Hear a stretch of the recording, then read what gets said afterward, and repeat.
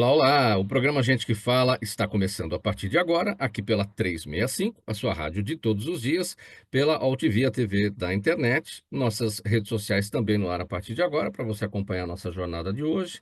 Tem o Instagram, tem o Facebook à sua disposição, nosso canal no YouTube também, se você preferir. E para falar das retransmissões, a partir das 5 da tarde, pela TV Aberta São Paulo, canal por assinatura na sua operadora de TV preferida, e mais tarde, às 10 da noite, pela Rádio Cultura AM 990, de Dois Córregos, no Centro-Oeste paulista.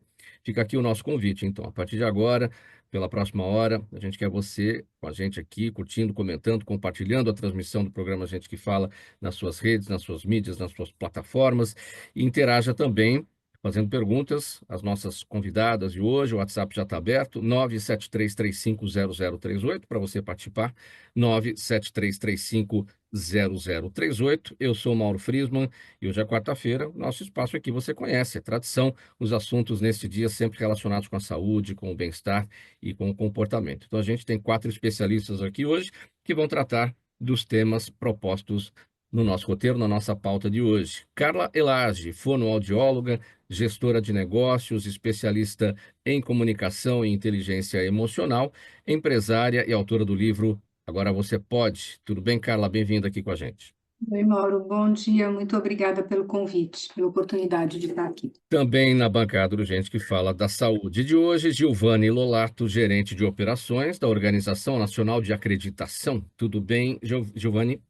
Olá, Mauro, tudo bem? Muito obrigada pelo convite. Prazer estar aqui com você. Agora, 2 médicas aqui também na nossa bancada, a doutora Priscila Pereira, dermatologista, titular da Sociedade Brasileira de Dermatologia. Doutora Priscila, como está? Tudo bem, obrigada pelo convite. E a dentista, odontologista, doutora Guta Maranhão, eu falei médica da área da saúde, evidentemente, né? Especialista em harmonização facial, hipnoterapeuta, apresentadora do podcast Saúde Desperta. Tudo bem, doutora Guta? Tudo ótimo, Mauro. Super feliz de estar aqui com vocês para conversar e discutir esse assunto tão importante para todo mundo. Vamos lá, meninas. Nosso primeiro assunto aqui nessa quarta-feira, para vocês analisarem. Vamos contar o seguinte aqui primeiro. No sábado agora vai ter o seguinte: o Hospital das Clínicas de São Paulo vai oferecer atendimento de graça para a detecção precoce do câncer de pele. Dermatologistas da instituição vão atender até 500 pessoas no prédio dos ambulatórios, lá do HC, para a realização de consultas, esclarecimento de dúvidas sobre prevenção, diagnóstico e tratamento do câncer de pele, que é o tipo da doença mais frequente no Brasil. Vamos começar sobre esse tema com a doutora Priscila Pereira, dermatologista. Pois é, doutora Priscila, o tipo da doença, o tipo de câncer mais frequente no Brasil. O brasileiro médio tem consciência dessa questão, deste ponto? A campanha, Mara, é justamente para alertar a população em relação a isso, né? O quanto é comum o câncer de pele, e é muito importante a gente ter consciência, né, de formas de prevenir, que é possível ali para o dia a dia das pessoas, a gente diminuir a chance de desenvolver a doença e a detecção precoce, né? Então, quanto antes a gente faz o diagnóstico, melhor é o tratamento, aumenta a chance de cura, a mortalidade fica baixíssima. Então é muito importante ali essa ação.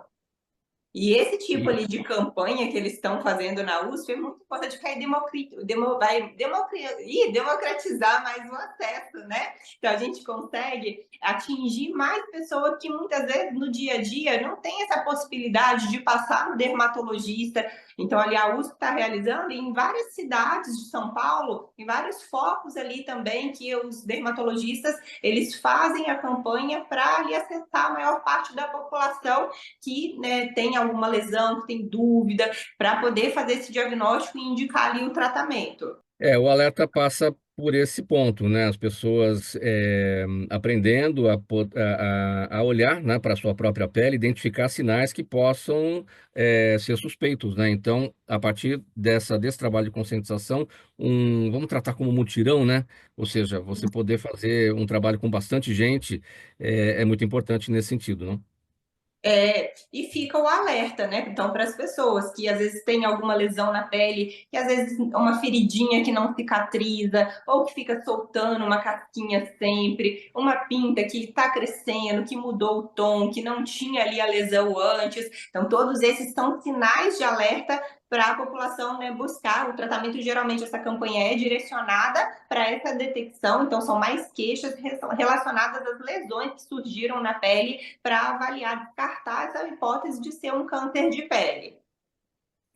Doutora Guta, como essa questão do câncer de pele passa pelo consultório de odontologia? Existe alguma relação entre câncer de pele e câncer bucal, por exemplo? E a sua avaliação a respeito dessa campanha que vai ser realizada no HC no sábado? Essa campanha é fundamental, né, para ajudar as pessoas e alertar. Mas acho que o mais interessante é justamente um programa como o seu para agitar as pessoas, eles começarem a perceber o dia a dia, como ele pode ser modificado. Pode ter lesões bucais, orais, devido a hábitos deletérios, como bebida, fumo, ou até hábitos que muitas pessoas acham que é bobagem, por exemplo, palitar os dentes. Palitar, mas aquela inserção daquele palito continuamente pode haver uma resposta errada em relação àquele estímulo agressor e virar uma lesão de uma doença, né, podendo ser um câncer, qualquer outra lesão desse tipo. E também, como eu trabalho na parte de harmonização estética, tem a parte da cosmiatria, que trata muito em questão de beleza. Só que se a gente parar para perceber, está envolvido também, por exemplo, o sol. Ele é maravilhoso, traz energia, tal, mas quando você se expõe demais ao sol, é um grande fator causador de algum câncer também. Tem estudos que mostram pessoas com uma face só super enrugada, uma face menos enrugada. Se a gente parar para pensar, vamos ver quem adivinha qual é o trabalho dessa pessoa. Caminhoneiro, dirigindo ali o dia todo, a lateral toda na janela, outra lateral dentro do carro, não leva tanto sol. Em relação à estética e beleza, a gente visualmente já consegue observar a diferença de um lado e de outro. Mas se pensar na saúde, não é só estética, é a saúde do ser humano ali, ele está sendo exposto ao sol o tempo todo. Então, pessoal que está ouvindo, que está dirigindo o seu carro, motoristas de aplicativo, de táxi, fiquem alerta, passem protetor solar, coloquem um fumê no vidro do carro, porque sua exposição ali diária é muito prejudicial para a sua pele e podendo causar realmente uma doença. E mesmo para aqueles que trabalham sob luz artificial também, né? Existem alguns cuidados Também, para serem tomados, né? a gente pensa que não, mas toda a tela ela emana energia e radiativa, né? A gente sabe que é, um pouco ou menos, depende do seu estímulo, né? A gente que fica muito no computador, né? Eu no consultório trabalho menos com luz, né? Com computador, só a luz realmente do ambiente, que também é a luz forte do consultório, mas no podcast é o tempo todo na tela, a gente está com o telefone na mão, o sol. Eu moro em Recife, fico em Recife, São Paulo, então em Recife é um sol para cada ser humano, super quente lá, o sol muito forte. Então, aqui eu me lembrei aqui eu gesticulando a mão da gente, a gente esquece de colocar um protetor solar, a gente está com a mão o tempo todo exposta também e não protege. Vejo muito câncer também na região de pele de mão, tem que ter muito cuidado.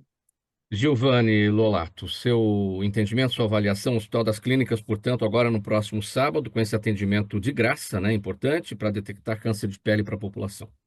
Não, excelente a iniciativa, né? Parabenizar aí o Hospital das Clínicas por estar promovendo essa grande campanha, e é uma campanha com certeza que vai levar um resultado bastante positivo para a sociedade, né? E a ONU, ao longo dos seus 25 anos, o que a ONU tem feito na metodologia justamente é provocado as organizações da saúde, né, que buscam acreditação e que são acreditadas pela ONU nesse sentido. Qual que é a sua responsabilidade social, né? Como que a instituição de saúde ela pode se colocar de uma maneira que ela consiga atender às necessidades da população. Então, o Hospital das Clínicas aqui, sem dúvida, está atendendo uma necessidade da população, né? Está promovendo aí um atendimento, inclusive gratuito, né? Para solucionar, para diagnosticar, ou então para algumas dúvidas que a população tem em relação ao assunto, para esclarecer. Então, além de toda uma responsabilidade social, de estar atendendo à necessidade da população, é o que a doutora Priscila falou em relação ao acesso, também está promovendo acesso, né? Isso é um ponto bastante importante e que a metodologia também provoca muitas organizações. O quanto que você, enquanto instituição de saúde, promove o acesso à sua população, né? Dá oportunidade das pessoas que estão na sociedade de esclarecerem alguns assuntos e de serem atendidas. E tem um outro ponto bastante importante, que se a gente pensar em toda a jornada do paciente, as instituições elas precisam ter processos muito bem estruturados justamente para atender a população no tempo certo, na necessidade de um diagnóstico, ter o diagnóstico preciso, a tempo, né, para resolver a solução, para uma tomada de decisão a tempo daquela pessoa, para que ela possa, caso tenha alguma questão, né, cancerígena, que ela possa diagnosticar de forma precoce e imediatamente iniciar um tratamento sendo necessário para que ela possa solucionar aquele ponto e resolver né, essa questão que a pessoa tem o mais rápido possível, trazendo então um desfecho positivo para aquela pessoa na sociedade. Então, todos esses pontos, Mauro, a metodologia traz e provoca muito as organizações de saúde nesse sentido. É o que eu acredito que dessa forma a gente consegue também contribuir para uma melhoria da assistência à saúde da população.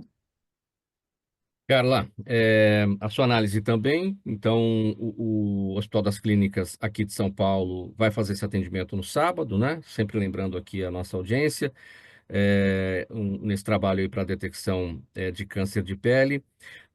Na sua atividade, na fonoaudiologia, como é que esse assunto passa pelo consultório, a relação entre o câncer de pele e o aparelho fonador, né? Para a gente ficar só na parte, né, da voz, né? Sim, não tem qualquer relação, né? Às vezes pode acontecer se tiver uma metástase, por exemplo, e desenvolver em alguns lugares, mas eu não acredito que esse tipo de câncer ele dê metástase no aparelho, eh, na boca, ou mesmo todo esse trato, né, da fala. Sim. Então, para nós, ele não tem qualquer consequência, né? A não ser quando é no rosto, por exemplo, que você tem retirada radical, né, de parte muscular e tudo mais, e daí a pessoa tem que reaprender a falar, tem que reaprender a usar a musculatura, né, e o aparelho fonador que a gente chama, de uma forma onde não tem mais ou uma inervação ou uma musculatura e ele tem que usar outra estrutura para conseguir se comunicar. Gente, vamos fazer o serviço aqui. A campanha de prevenção ao câncer de pele vai acontecer no sábado, das 9 da manhã até as 3 da tarde, no Instituto Central do Hospital das Clínicas, aqui em São Paulo, no prédio dos ambulatórios, o endereço Avenida Doutor Enéas de Carvalho Aguiar, número 155. Então, só para repetir, dermatologistas lá do HC vão atender até 500 pessoas lá no prédio dos ambulatórios, como eu acabei de destacar. E a gente vai seguir aqui nesse tema, no programa Gente que Fala de hoje, dentro do seguinte: a gente tem agora em dezembro a campanha Dezembro Laranja, né? Ela foi criada pela Sociedade Brasileira de Dermatologia há 10 anos e tem o objetivo de conscientizar a população sobre o câncer de pele, promover a prevenção da doença. Os dados são os seguintes: o câncer de pele é o tumor maligno mais comum no Brasil e representa até 1/3 dos casos de câncer no país. E a radiação solar é um dos principais fatores de risco para desenvolver a doença, e por isso a campanha Dezembro Amarelo acontece agora, né? Nesse momento que antecede a chegada do verão também, não é, doutora Priscila? Isso mesmo. Justamente nessa época que aumenta muito essa incidência da radiação solar, Mauro, e a gente assim divide principalmente em dois grupos de câncer de pele: os não melanomas e os melanomas, né? Por que dessa divisão? Por exemplo, o câncer de pele não melanoma, eles são os mais comuns, mas também os menos agressivos, que aí se enquadra o carcinoma basocelular, o carcinoma espinocelular. São aquelas lesões muitas vezes relacionadas com a pessoa que ficou exposta ao sol ao longo da vida, que trabalhou exposta, né? Também a questão genética muitas vezes é um fator ali que aumenta a chance da pessoa estar desenvolvendo. São lesões que se apresentam como às vezes como se fosse uma verruguinha, uma feridinha na pele, e essas lesões, o tratamento muitas vezes ele é cirúrgico, e quanto mais precoce, menor é a chance da gente precisar de fazer cirurgias extensas, que poderiam gerar uma alteração ou deformar mais ali, né, a pele do paciente. E o câncer de pele não, o melanoma, que é o câncer de pele mais raro, mas também é o câncer de pele que ele tem uma mortalidade maior. Então, esse tipo de câncer de pele tem um risco maior ali de metástase. Às vezes acontece a questão de metástase para órgãos internos. Ele se manifesta, em grande parte das vezes, como uma mancha. Por isso o alerta que a gente faz para um rastreio da população do ABCDE, seria a questão de surgir lesão assimétrica, com borda irregular, com uma coloração, né, mais do que uma coloração ali na lesão, uma lesão muitas vezes maior do que 6 milímetros, que está evoluindo, está modificando o aspecto. Então fica esse alerta para quem faz o autoexame, né, que é recomendável pelo menos uma vez no mês, dar uma olhadinha nas suas pintas, nas lesões do seu corpo, para observar que você está tendo, porque ainda mais nesse tipo de câncer, quanto antes o diagnóstico, né, diminui a chance de metástase, o tratamento ele é muito mais efetivo, mais eficaz, né? Então fica muito importante a gente, né, ter esses sinais de alerta e prevenir, né, Mauro? Então, a gente já sabe a questão do sol, a importância da gente evitar a exposição solar, principalmente entre as 10 e as 16 horas, aplicar o protetor solar com frequência, de preferência usar um fator de proteção acima de 30, reaplicar a cada 2 horas na exposição, ou sempre depois que você tomou aquele banho de mar, suou muito, reaplicar esse protetor solar. Hoje a gente tem alternativas, né, de boné, de camisa UV. Então, tudo isso vai ajudar muito a diminuir a chance de você desenvolver. O dano do sol é acumulativo na nossa pele. E quanto mais a gente protege, menor é a chance de desenvolver a lesão. E também a importância de, pelo menos uma vez no ano, acompanhar com um dermatologista, avaliar esse crescimento das suas lesões. Tem lesões que são pré-malignas, então se a gente tem algumas lesões que a gente trata ou retira antes, pode prevenir o surgimento, evitar de que ela vire um câncer de pele. Os homens são mais atingidos, mais afetados pelo câncer de pele, em razão até da diferença em relação às mulheres, que já têm os seus cuidados com os seus produtos, enfim, os homens não têm muito hábito de usar produtos, muito menos protetores solares, né? Então, isso acaba trazendo um resultado pior para os homens. Realmente interfere, Mauro, tanto pela questão do cuidado protetor, tem realmente muitos estudos que demonstram essa, né, capacidade de prevenção, e também muitas vezes pelos cargos, né? Então, às vezes o homem ele tem algumas exposições maiores ao longo da vida pela profissão, tal, então acaba sendo uma população de maior risco. Como é que você avalia, doutora Priscila, a questão de políticas públicas para essa questão da prevenção, né? Porque os produtos estão aí à disposição, mas são caros para boa parcela da população. A gente não tem um trabalho governamental nesse sentido, né? De oferecer produtos de graça ou mais baratos, enfim. Então, isso é um problema a ser enfrentado. E também na questão do atendimento primário dentro do serviço público.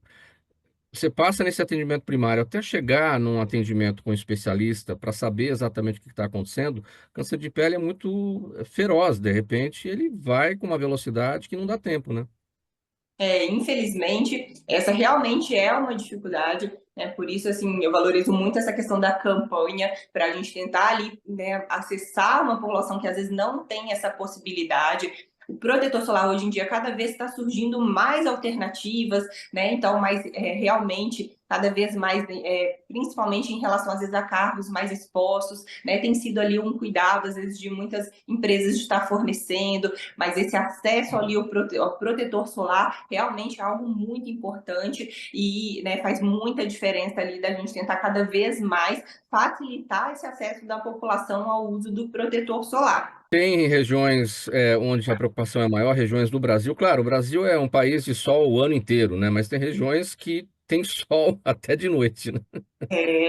Então, assim, realmente ali fica, né, esse alerta, a doutora já tinha comentado, né, em relação a Recife, onde ela mora, mas a questão, assim, do Nordeste como um todo, aumenta muito a incidência ali do sol, o sol, ele judia muito da pele nessas regiões, então fica um alerta ainda maior, né, eu falo, né, lógico que a gente tem os tecidos próprios que tem a proteção UV, mas para quem às vezes não tem essa possibilidade, se vai trabalhar exposto ao sol, até utiliza o uso de camisa, de manga comprida, já vai ajudar nessa proteção, criar o hábito de utilizar um chapéu para se proteger mais e lembrar isso, que acontece câncer de pele também no couro cabeludo, né? Lembrar de aplicar na mão, dorso de pé, são regiões que muitas vezes elas também estão mais susceptíveis ao dano solar, o pavilhão de orelha, a gente esquece do cuidado, mas é importante e às vezes acontece lesões no couro cabeludo e nessas outras áreas.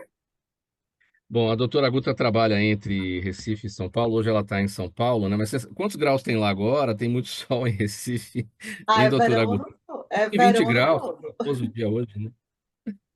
Não, lá é verão ano todo. Você pode usar uma camiseta, uma calça Uhum. jeans, de janeiro a dezembro, tá tudo certo.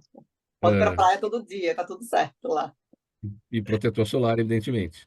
Muito, muito importante. Outra região que eu lembrei aqui, que a Priscila também estava falando, é a nuca, né? Eu, como trabalho na região de pescoço e face, né, que é a minha área, então eu percebo muitos pacientes que vão em tratamento, obviamente, quando tem um sinal, uma lesão, eu indico para um dermatologista fazer uma biópsia, fazer uma avaliação, fazer uma cirurgia, se for o caso. Eu também sou cirurgiã de face, então eu posso fazer a cirurgia, mas a avaliação diagnóstico da lesão eu passo para um dermato para fazer e também se precisar biopsiar, né, para posteriormente ver até que ponto tem essa lesão. E a região de orelha, né, que ela estava falando, a região de nuca também, são regiões que as pessoas esquecem. Mulher não tanto que tem cabelo mais, mas os homens principalmente, região de couro cabeludo, são partes que tem que ter um olhar mais crítico. E como eu estava falando na minha área, que é mais a parte estética, as pessoas vêm para ver beleza, ruga, colágeno, e eu vou bem cri-crizinha, bem chatinha para ver mínimos detalhes, e ali eu consigo observar alguma coisa e direcionar se for o caso. Mas é importante a autoavaliação, né? As pessoas se observarem. Sim. Vamos. Importante, Mauro, É, só fala, citando isso, muitas vezes a questão da pele clara, né, fica mais em alerta, o risco é maior, mas lembrando que a pele morena e a pele negra também pode desenvolver câncer de pele e também precisa de se cuidar. sim, e há produtos específicos para essas Também. pessoas também. Sim. Isso, caprichar no uso do protetor. Muito bom, a gente vai seguir com o próximo tema, programa Gente que Fala, edição de quarta-feira, sempre por aqui as questões da saúde, do bem-estar e do comportamento, pela 365, sua rádio de todos os dias, OTV TV da internet, redes sociais, nosso canal no YouTube e as retransmissões. TV aberta São Paulo, canal por assinatura na sua operadora de TV preferida, às 5 da tarde, e mais tarde às 10 da noite pela Rádio Cultura M 990 de Dois Córregos, no Centro-Oeste Paulista. Nós vamos falar agora com a Giovane sobre o seguinte: a Organização Nacional de Acreditação, que atua sobre os padrões brasileiros de qualidade e segurança em saúde, realizou uma pesquisa com 74 instituições de saúde premiadas em seus processos. E a Organização Nacional de Acreditação, com esse trabalho, quer conhecer os resultados do controle de falhas nessas instituições, porque elas são premiadas, né? Entre os processos estudados estão higienização, infecções hospitalares, erros de diagnóstico, falhas de comunicação, entre outras questões. A que resultado vocês chegaram, Giovanni? Então, essa pesquisa foi uma pesquisa bastante importante, realizada agora recentemente, né? Na última semana, mais precisamente no dia 28, a ONU celebrou a conquista de 74 organizações das quase 1.500 que a ONU tem hoje acreditadas, né? Celebrou essa conquista juntamente com elas porque elas estão há mais de 15 anos e de forma ininterrupta acreditadas. Isso significa constância de propósito, né? Isso significa uma entrega da assistência segura ao longo desse tempo. Então, elas têm uma grande responsabilidade, né, em relação à credibilidade, em relação a todos os protocolos que elas têm implementado, justamente para essa continuidade, essa sustentabilidade da assistência segura. Então, o que que nós vimos nessa pesquisa? Que, por exemplo, das 74 organizações que responderam à pesquisa, né, que nós aplicamos a pesquisa, nós tivemos aí respondentes dizendo para a gente que, por exemplo, em todas as organizações, elas tiveram uma redução de mais de 30% das falhas. O que que significa isso? Significa que quando elas estabelecem um padrão em seus processos, e lógico, isso, gente, pode ser através do modelo de acreditação, como pode ser através de um projeto de qualidade que a instituição vai implementar. Mas, nesse caso, a acreditação ONA ajudou elas a, por exemplo, reduzir atraso no diagnóstico, a reduzir falhas no diagnóstico, diagnóstico errado, e foi um dos pontos que nós pautamos bastante, justamente porque em setembro, né, a Organização Mundial da Saúde, ela comemora o Dia Mundial da Segurança do Paciente, e este tema, por acaso, esse ano o tema foi enfatizado em relação ao diagnóstico preciso e seguro. Além delas terem reduzido, então essas organizações terem reduzido aí as falhas voltadas para diagnóstico, nós observamos também que elas tiveram uma melhora muito grande em outros processos, como, por exemplo, uma higienização adequada dentro da instituição, né, uma manutenção dos equipamentos adequados, porque, às vezes, para quem é da sociedade, né, lógico, vai sempre pensar ali no contato com a equipe assistencial, no atendimento, no acolhimento, numa identificação adequada, né, num procedimento sendo realizado da forma adequada, no lado certo, no paciente certo, né, bem como o medicamento sendo administrado da forma correta para aquele paciente. Mas a metodologia ONU, ela também busca avaliar os processos que estão, que a gente chama, né, no back-office, ou seja, que a população não enxerga. Mas para atender o paciente de forma segura, a instituição ela precisa ter os equipamentos adequados, equipamentos ajustados com manutenção, com calibração, né, uma infraestrutura adequada. Então, essas instituições que participaram da pesquisa, elas também relataram que elas conseguiram melhorar estas falhas na infraestrutura e conseguiram, inclusive, investir mais na infraestrutura para acolher os pacientes e para atender esses pacientes da forma adequada, Mauro. Para Então, muito bacana a pesquisa, viu? a gente entender mais dessa pesquisa, foram Ah, 74 instituições de saúde premiadas. Qual que é o universo? Quantas instituições de saúde nós temos no Brasil para entender dessas nossa, 74 que são premiadas, né, por essa questão de qualidade e segurança em saúde, sim. padrão, né, de qualidade e segurança em saúde, para a gente entender para quem é que está indo bem na linha e quem é que está muito fora. Sim. Hoje, então, a gente pode dizer o seguinte: a gente tem em torno de 380 mil serviços cadastrados, tá? Hoje, na base oficial, que é o CNES, que é o Cadastro Nacional de Serviços de Saúde. Desses 380 mil serviços, aí, gente, eu estou falando de todos os perfis, tá? Desde hospitais, laboratórios, diagnóstico por imagem, ambulatoriais, independente do perfil da instituição.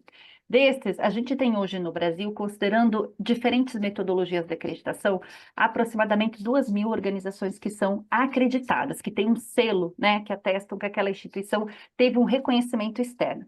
Vale um adendo, viu, Mauro, que não significa que as instituições que não tenham esse selo de acreditação, que elas não têm segurança nenhuma, que elas não têm processos padronizados, não. Elas podem também buscar e atender, né, atingir processos padronizados e uma assistência segura sem ter uma acreditação, uma certificação. Mas, lógico, que quando elas buscam uma certificação, uma acreditação, significa que elas buscaram o reconhecimento externo, porque é um grupo de pessoas externas que não conhecem aquela instituição, que vão até a instituição para avaliar essa organização e verificar se ela atende ou não aquele padrão estabelecido previamente em uma determinada metodologia. Então, dessas 2.000, Mauro, que são hoje acreditadas no Brasil, em torno de 1.500, quase 1.500 são acreditadas pela ONU. E desse público, 75 organizações, então, foram essas organizações que estão há mais de 15 anos, desculpa, na metodologia.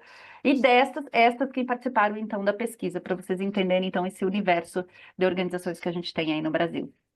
Quais são os desafios para ampliar esse resultado, né? São só Sim. 74, né? Sim, sim. A gente tem, se a gente for buscar, né, ampliar o resultado de organizações acreditadas, se a gente considerar essas 1.400, lógico que as 74 estão há mais de 15 anos, e a gente quer que todas, né, continuem, que elas não percam a acreditação. Então, um grande desafio que a gente enxerga é a mudança de cultura, fazer com que quem está na tomada de decisão, quem está liderando essas organizações, compreendam a importância de buscar esse reconhecimento externo. Esse é o primeiro passo. O segundo passo é essa liderança entender, então, todas as ações que elas vão precisar fazer dentro da instituição, desde investimento em tecnologia, equipamentos e infraestrutura, pessoas capacitadas. A gente escuta muito, Mauro, as organizações falarem que preparar pessoas, capacitar pessoas é custo, mas na verdade é um investimento que a instituição está fazendo. Ela precisa preparar essas pessoas para atender cada vez melhor a população. Então é um outro desafio que a gente tem, dentre várias outras questões, né, como a aderência nas rotinas, os processos padronizados, né, a instituição de direcionar o recurso da forma adequada, porque às vezes tem muito recurso, e aí, gente, independente de ser público ou privada, tá? Tem muito recurso que é direcionado da forma inadequada, que não é utilizado da forma inadequada. Então, esses são, eu colocaria como os principais desafios, Mauro, mas sem dúvida tem uma lista gigantesca aqui que eu poderia relatar para vocês. Vamos seguir, gente. Próximo tema, nessa edição de quarta-feira do programa Gente que Fala, por aqui nesse dia, sempre os assuntos relacionados com a saúde, o bem-estar e o comportamento. Em seu novo livro, Agora Você Pode, a especialista em comunicação e inteligência emocional, Carla Elage, que está aqui com a gente, aborda o poder da neuroplasticidade do cérebro como caminho para desenvolver a capacidade de se adaptar a diferentes estímulos e formar novos hábitos. A partir dessa habilidade, é possível transformar perspectivas sobre o mundo e sobre as experiências. Carla, para a gente introduzir o assunto e entender do que se trata, acho que a gente precisa traduzir o que é a neuroplasticidade do cérebro, né? Sim, a neuroplasticidade do cérebro nada mais é do que as novas conexões que os nossos neurônios fazem durante o nosso processo de aprendizagem, né? Tudo que nós aprendemos acontece por quê? Porque os neurônios, eles vão fazendo novas conexões, e essas novas conexões é a neuroplasticidade, ou seja, é a nossa competência, é a nossa capacidade para aprender.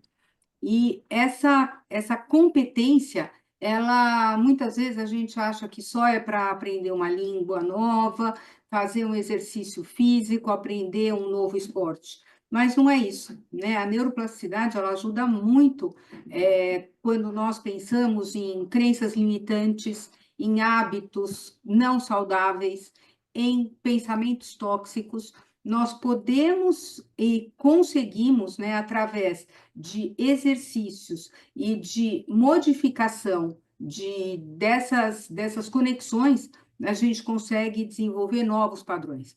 Então, por exemplo, eu tenho o hábito de roer unha.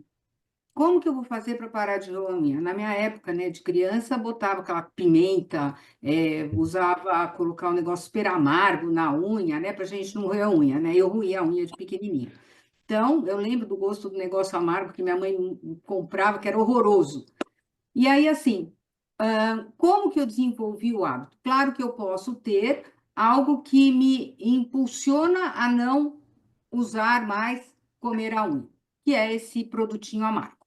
Mas eu posso, em outras coisas, né, quando principalmente eu sou maior adulta, eu posso criar novos comportamentos que vão me fazer abandonar aquele hábito que muitas vezes é ruim. Por exemplo, um pensamento tóxico, ele é um hábito ruim.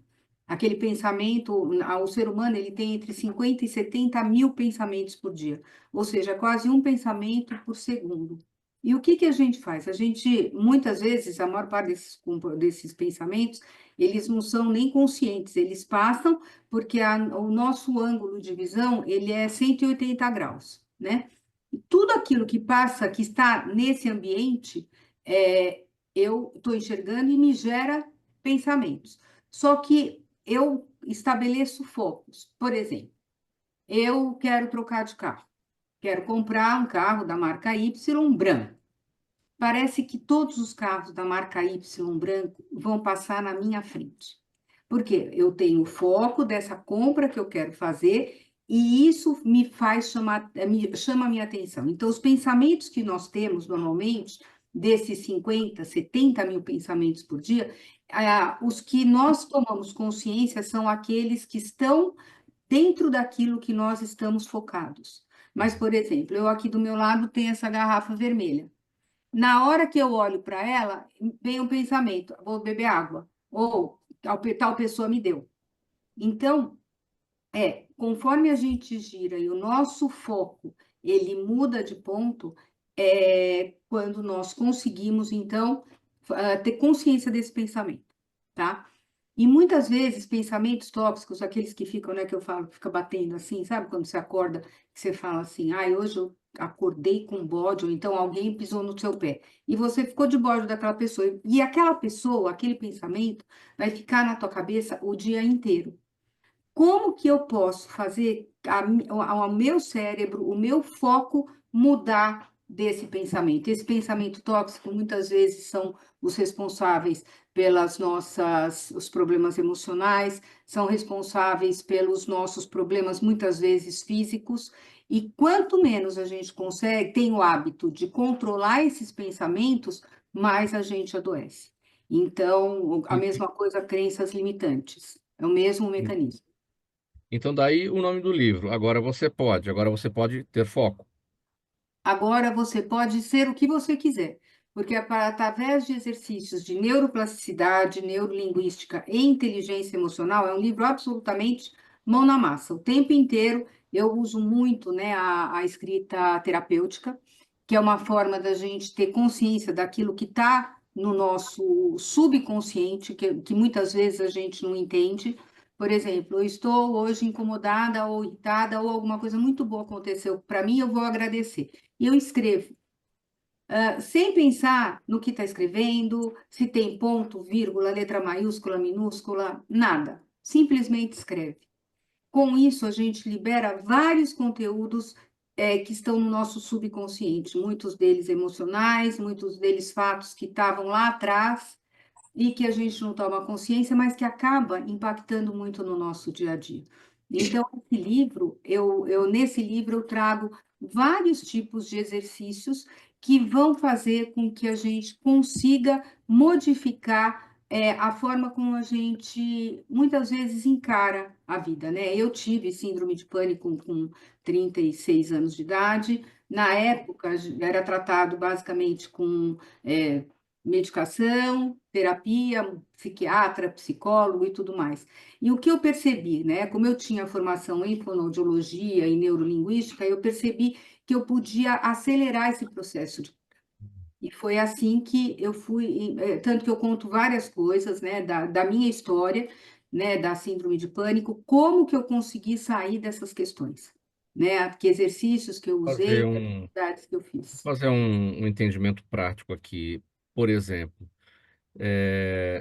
doutora Guta, doutora Priscila e Giovanni tinham que, pela manhã, se preparar para a participação do programa de hoje, cada uma no seu tempo, no seu estado de espírito, tempo mais apertado ou não, né, para poder pensar no assunto que cada uma ia lidar aqui, enfim.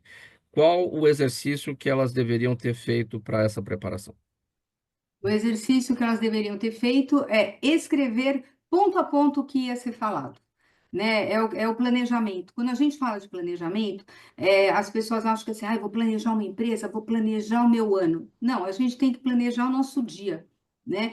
Um dos exercícios muito que eu costumo fazer, né, antes até de levantar da cama, é uma respiração profunda, né? Principalmente é uma respiração hinduísta, que é com este dedo e esse dedo, né? Que a gente ativa algumas terminações nervosas, energia e tudo mais. Tem pessoas que acreditam, tem pessoas que não acreditam. Eu faço porque eu sinto que tem uma maior conexão. E eu planejo tudo que eu vou fazer no meu dia antes de levantar. Então, com esse planejamento, fica mais fácil eu entender. E aí eu abro a minha agenda e eu ponho o despertador. Porque muitas vezes a gente está no dia a dia, a gente acaba perdendo a hora, por quê? Porque, nossa, passou o tempo, eu estava numa outra atividade, ou perdi o tempo falando com alguém no telefone, enfim. Então, fazer planejamento. O planejamento é o que eu falo, né? Como são os degraus, né, da nossa vida. A gente não sobe um degrau, né, de 3 em 3. A gente sobe de degrau em degrau. E para subir de degrau em degrau precisa ter planejamento. E o planejamento ele vem do dia na hora que você acorda.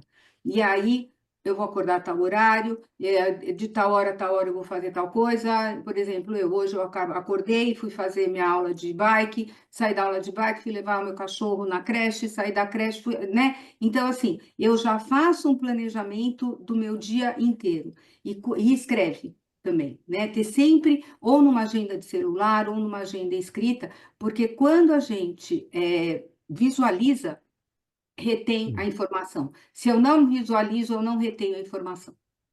E sobre, para a gente encerrar esse tópico, sobre parar de roer unhas, que você deu esse exemplo simples, que muita gente tem esse hábito, né? Uhum. Só não vale dizer que tem que extrair os dentes, porque a doutora Guta vai bater na gente. Aí não vai deixar. Então, todos os hábitos que a gente vai alterar, nós temos que. Ele tem um período, tá? Não é o que eu falo, né? As coisas não mudam da vida da gente na hora que você faz assim, vou mudar, né? Vou abduzir. Não existe isso, né? É. É um processo. E esse processo, ele começa na hora que a gente define. E definir significa colocar um ponto inicial, tá? É um planejamento. Como emagrecer? Eu vou eliminar 80 quilos. Até janeiro eu vou eliminar X quilos, até fevereiro Y, nananana. E, por exemplo, parar de roer unha. Quais são as atividades que eu tenho que fazer para parar de roer unha? Primeira coisa, eu tenho que entender por que eu roo unha, porque eu estou ansiosa. Escreva, eu estou ansiosa. Na hora que for botar a mão na boca, em vez de botar a mão na boca, escreve. Eu estou ansiosa, estou com vontade de roer unha, estou com vontade de não sei o quê, por causa disso, daquilo. É o que eu falo, assim, uma palavra bem feia, eu vou usar agora, mas assim, vomita no papel. Por que que você quer naquele momento roer a unha? Acalmei, respirei, não roí a unha. Aí tô lá fazendo alguma, de repente, não, eu não vou roer a unha. De repente bota até um sininho na ponta da unha, né? Alguma coisa no começo para tomar essa consciência. É uma brincadeira falar do sininho, mas é alguma coisa que te traga para a consciência. E de novo, por que que eu vou botar a mesma coisa ao cigarro? A gente, para parar, eu sou ex-fumante, para parar de fumar é muito difícil. Então, na hora que você coloca que você quer alguma coisa na sua vida e que você tem a necessidade daquela bengala, por que que eu quero aquela bengala naquele momento? É o único jeito. E daí você vai se acalmando e vai tomando consciência do porquê daquele comportamento naquele momento ele é necessário. E é assim que a gente vai se liberando dessas camadas e vai parando com esses hábitos que são tão nocivos. Bom, o livro já está lançado, né? Agora você pode. Sim, Já está sim. muito bem. É. Legal, vamos seguir então. O próximo tema aqui, agora vamos conversar com a doutora Guta, programa Gente que Fala, edição de quarta-feira, os assuntos da saúde, do bem-estar e do comportamento por aqui. Doutora Guta Maranhão vai falar sobre o seguinte: com a chegada das festas de fim de ano, a busca por procedimentos estéticos de resultados bem rápidos, né, e mais eficazes ganha força. A harmonização facial e o preenchimento labial estão entre os tratamentos mais procurados agora nessa época. Tem um dado aqui da Mordor Intelligence, dizendo que o mercado global de tratamentos estéticos não invasivos deve aumentar 12% ao ano até 2026. E toda essa situação que a gente vive nessa época de clima festivo, temporada de verão, aumento das interações sociais, tudo isso ajuda a impulsionar esse crescimento. Consultório lotado já, né, doutora Guta? Foi a vida lotada, né? Como eu sou terapeuta também, tem terapia com paciente. Eu estava assim, amando a conversa agora anterior, né? Porque eu adoro uma neurociência, adoro uma física quântica, adoro estudar o subconsciente, né? Como eu sou também hipnoterapeuta, pego bem essa parte do subconsciente dos pacientes, mas a parte também da harmonização tá que tá. Tanto é que 80% do meu consultório é deixar o povo lindo, maravilhoso e jovem, em Recife, em São Paulo. E é isso mesmo, Mauro. Essa época, principalmente em novembro, está super crescendo. E é importante as pessoas também ter uma conversa correta com o seu profissional. Porque, assim, quando você vai fazer um procedimento, tem situações pós-procedimento que você precisa saber. Não é, vou fazer, vou para a compra amanhã, fazer um preenchimento de lábio, como você falou, né? Um exemplo. Vou para uma festa amanhã, e vou fazer o preenchimento de lábio hoje. Opa, não é tão interessante, porque o lábio ele incha bastante quando você faz o procedimento. Das regiões da face, aqui quase nada incha muito, não. Quase tudo é meio que fica padrão, em termos de preenchedor. Mas o preenchimento de lábio, ele incha bastante, principalmente nos primeiros 2, 3 dias. Tá? Então, eu tenho um casamento, eu tenho uma viagem, eu tenho uma festa. É importante você falar com o profissional antes para saber quais são os cuidados pós-procedimento que precisa ser tomado para poder você se programar para fazer aquele procedimento, né? E também qual procedimento pode fazer associado, porque tem coisa que você pode fazer associada. Você pode chegar um dia, passar 3 horas no consultório, fazer umas 10 coisas se quiser, porque são em camadas diferentes da pele, em regiões diferentes, então você consegue sim fazer várias coisas ao mesmo tempo, mas também nada é obrigatório, nada é associado unicamente com outro procedimento. Pode fazer individualmente. Eu tenho preocupação, eu faço uma vez na semana. E eu associei a hipnoterapia justamente para os pacientes que têm medo de agulha, que têm ansiedade, que foi falado tanto agora aqui. Lembro também, eu aplico Botox para o bruxismo, né, que é uma região que tem muita dor, as pessoas têm tendência a trincar, né, os dentes quando estão ansiosas, ou roer unha, como foi falado, ou trincar os dentes. Tem até aplicativo que você pode colocar no celular, que ele faz, abre a boca, ele fica a cada 30 minutos, cada 1 hora, eu não lembro, ele dá um alerta para a pessoa, a pessoa fica assim o dia todinho. O certo é você ficar, obviamente, o lábio fechado, mas os dentes não é para ficar encostando o dia todo, é para ele ficar desencostado. E as pessoas ficam assim.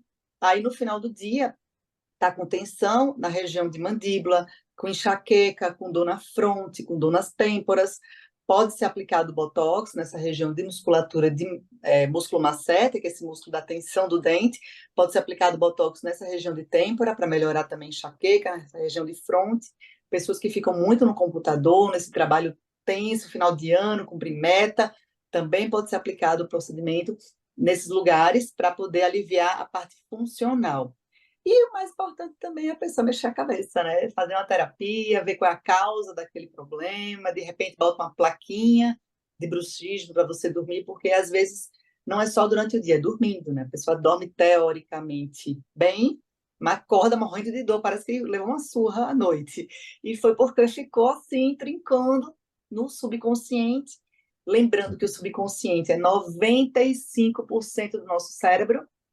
Tudo isso aqui que a gente sabe, ó, é 5% só, quase tudo é 90%, é o subconsciente que está lá agindo enquanto a gente dorme, então a gente fica tenso, pensando em problema, pensando em angústias, e é importante fazer a terapia, é importante criar hábitos saudáveis para a gente ter uma vida boa e também no Agora, consultório ficar bonito lá. agora tem gente que vai por um procedimento estético, vai procurar um procedimento estético levado por uma celebridade, porque quer copiar alguém, quer parecer com alguém. Como é que é a sua orientação? Porque querer nem sempre é poder. Ah, mas eu quero assim. Não, mas você não pode fazer assim, porque não é o seu caso. Como é que é essa orientação? Olha, isso é muito real. E eu gosto muito, porque eu sou muito natural. Quem tá vendo minha face aqui, eu sou totalmente normal. Eu praticamente só boto, tá até vencido meu botox, tem que botar também.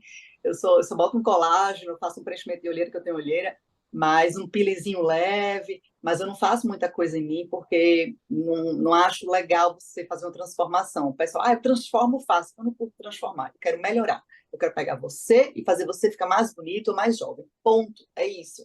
Se a pessoa não tem um queixinho, a gente preenche o queixinho.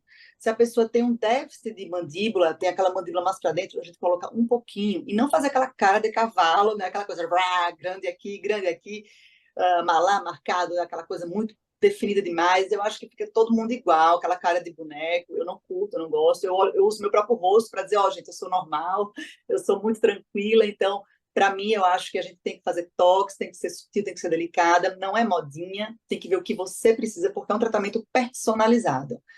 E falando toda essa parte assim também que você disse de moda, de ver uma celebridade, também tem a questão de ansiedade.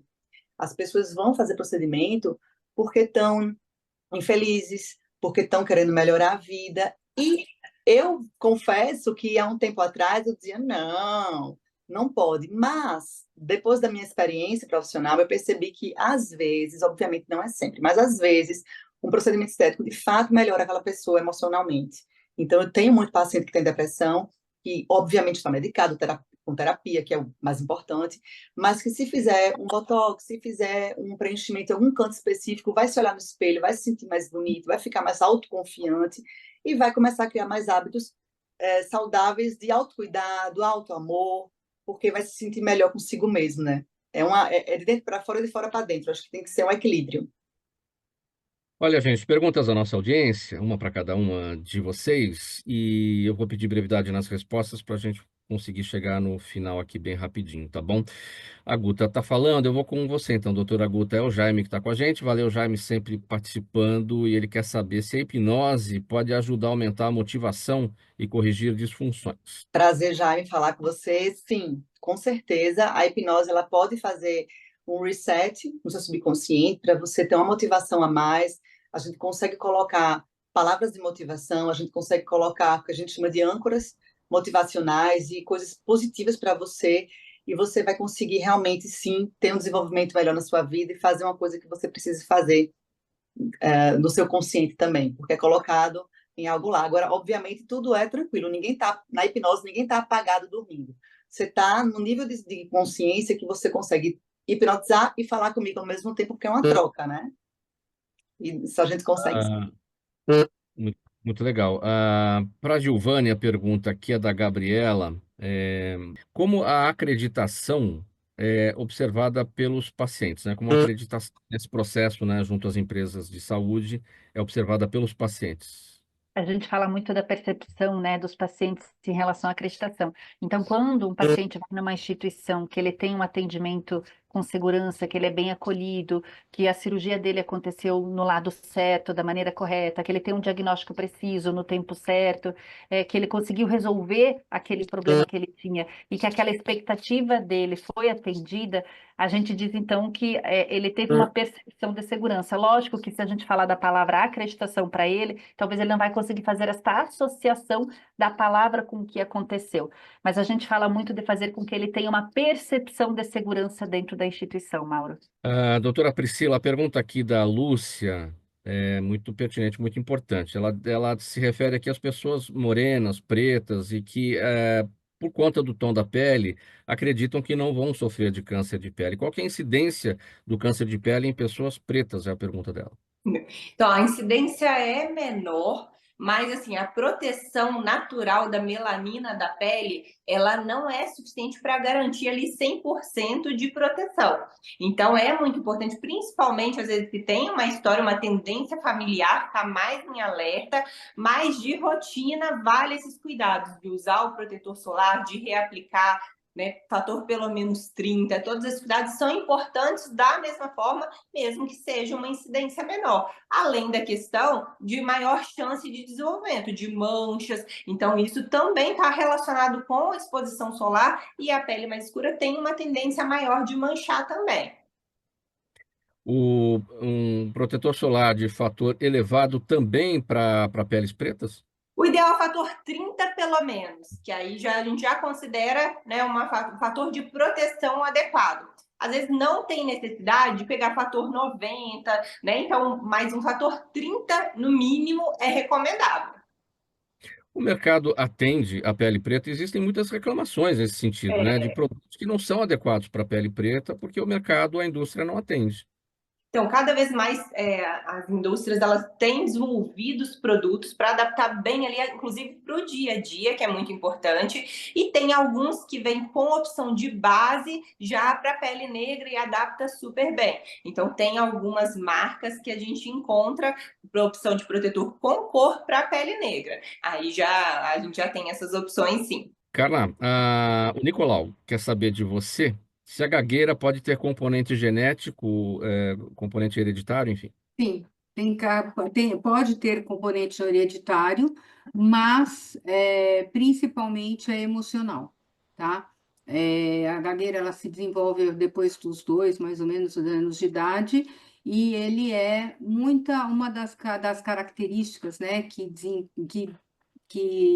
desencadeia a gagueira é a ansiedade, né? Aquela coisa de querer falar muito rápido, da criança ser muito agitada, ou pensar, em geral, essas crianças, porque a gagueira ela começa em idade pequenininha, né? Essas crianças elas têm uma aceleração muito grande de pensamento, e daí a mobilidade da fala ela não acompanha esse pensamento. Então, daí ela quer falar uma coisa, ela começa a falar outra, e daí começa a desenvolver esse tipo de comportamento, né? E o que acontece? Os pais, fala devagar, você está gaguejando, e daí vai criando o que a gente chama das crenças limitantes, né? As crenças limitantes, elas começam quando a gente ainda está no ventre materno, né?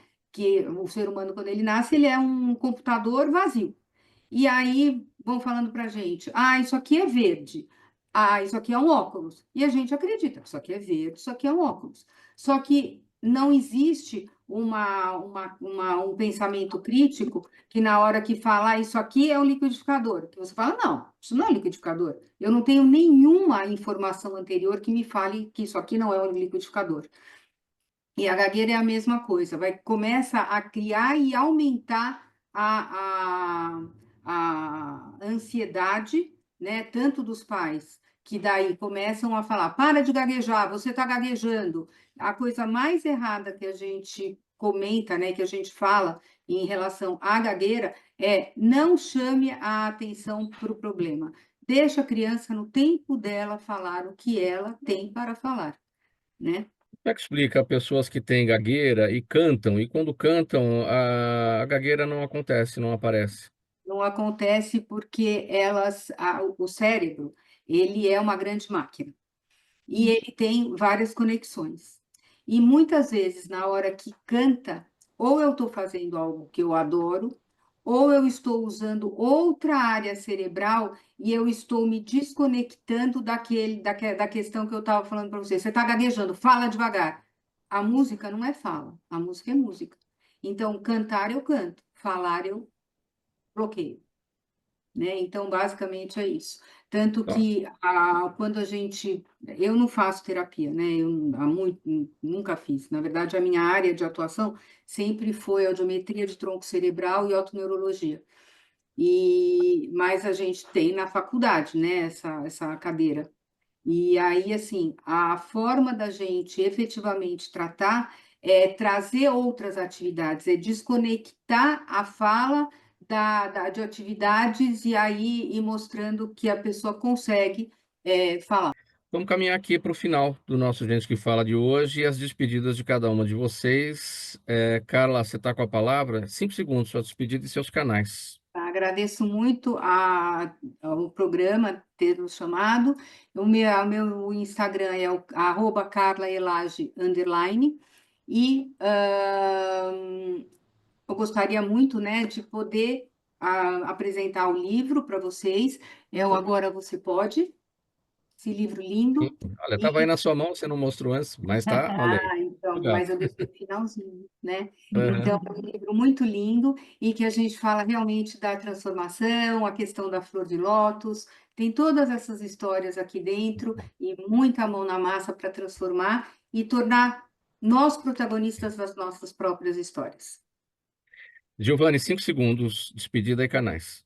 Gostaria de agradecer aqui a oportunidade de estar aqui falando mais uma vez sobre a metodologia ONA. A ONA você pode encontrar lá no ona.org.br, lá tem todos os canais, fale conosco nas redes sociais, Acreditação ONA, e se você tiver alguma dúvida e que a gente possa esclarecer mais sobre esse assunto, estamos à disposição de vocês. Muito obrigada. Doutora Priscila Pereira, Agradeço despedida e canais. também pelo convite, pela oportunidade. Então, em todas as redes sociais, é DRA Priscila, com SC, 2Ls, _ dermatologista. Só no YouTube, que é só sobre cabelo. Aí é tudo sobre cabelos com a doutora Priscila. Doutora Guta Maranhão. Obrigada, adorei o nosso bate-papo, foi um prazer. O Instagram é dra.gutamaranhão. E também tem um podcast, que é Saúde Desperta, GM de Guta Maranhão, que também fala sobre saúde, energia, física quântica, controle mental. Estamos aí para todos os assuntos. Muito obrigado pelas presenças de vocês todas aqui nessa nossa edição do Gente que Fala de quarta-feira, sempre com as questões ligadas à saúde, ao bem-estar e ao comportamento. Estiveram com a gente a Carla Elage, a Giovanni Lolato, doutora Priscila Pereira e a doutora Guta Maranhão. A gente espera revê-las em breve por aqui. Programa Gente que Fala, sempre realização da ABCom, 23 anos no ar. Apresentação minha, Mauro Frisman, a Zenilda Salvato, nossa diretora de produção, e o jornalista Fausto Camunho, nosso diretor-geral. Você, claro, ouvinte, internauta, espectador, a razão da nossa presença sempre por aqui. A gente volta amanhã pela 365, sua rádio de todos os dias, e pelos demais canais de transmissão. Obrigado pela audiência, tchau e até lá.